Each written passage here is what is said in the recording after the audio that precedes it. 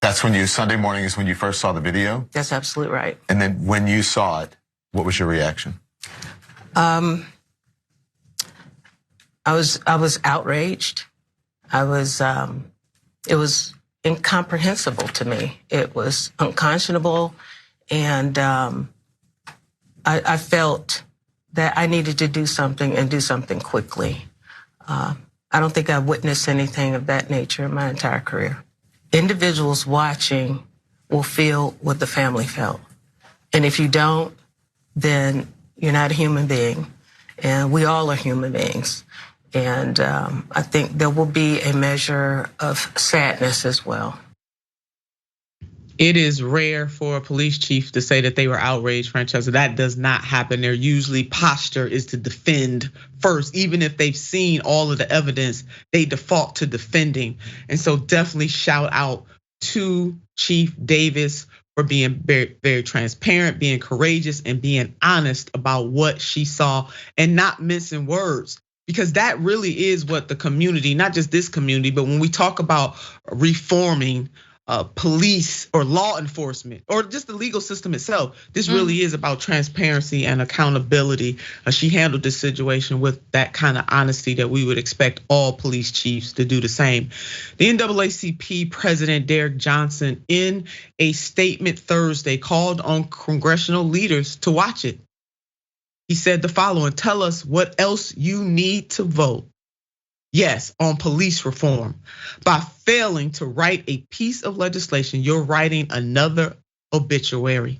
By failing to pass the legislation, you're passing on your sworn duty to protect the people. This is, again, in NAACP National President Derek Johnson. Hey, they haven't passed the George Floyd Policing Act. No.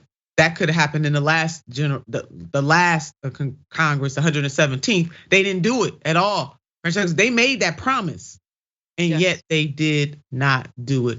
Your thoughts about what the president of the NAACP had to say, and or what the chief said? Well, I mean, just echoing and underlining what you said, and let's be real. The fact that they were immediately fired, all four of them, and that they're charged with second-degree murder, among other charges, is just a testament to how heinous this crime really is. So when that video comes out, it is going to be gut-wrenching. It is going to be awful. It's going to be inhuman. And we're gonna have to watch it, and his family is going to know that we all see it. And what are we gonna do about it? That's the question. Are we going to all be subjected to this gruesome, awful footage and then go along with our merry lives? No. And then you have Joe Biden, who arguably, and this is something that a lot of liberals, they say, no, that didn't happen. Oh, it did happen. The Black Lives Matter movement translated into Joe Biden's victory. He rode that wave.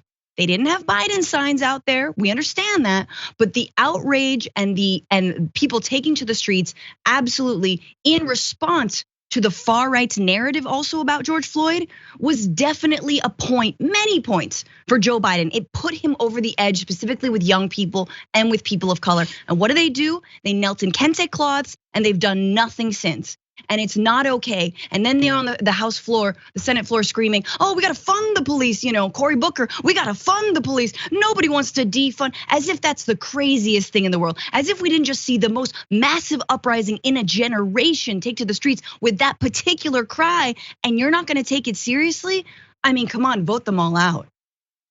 Yeah, absolutely. And that kente cloth kneeling was, to me, an insult to the Black community. It's more trinkets and symbols without substance. And hell, most of them don't even know what the kente cloth even means. It was just a bunch of BS that they did. And yeah, President Biden definitely betrayed the family, that he promised that he was gonna do something, that Congress betrayed the George Floyd family as well, and giving more funding to the police without dealing with the deep-seated issues in communities across this country, and giving those resources for preventative measures instead of the militarization of the police is indeed a problem. Epic fail, and I agree with you, Francesca. Many of those people need to go, hit the road, Jack and Jill, and don't come back no more.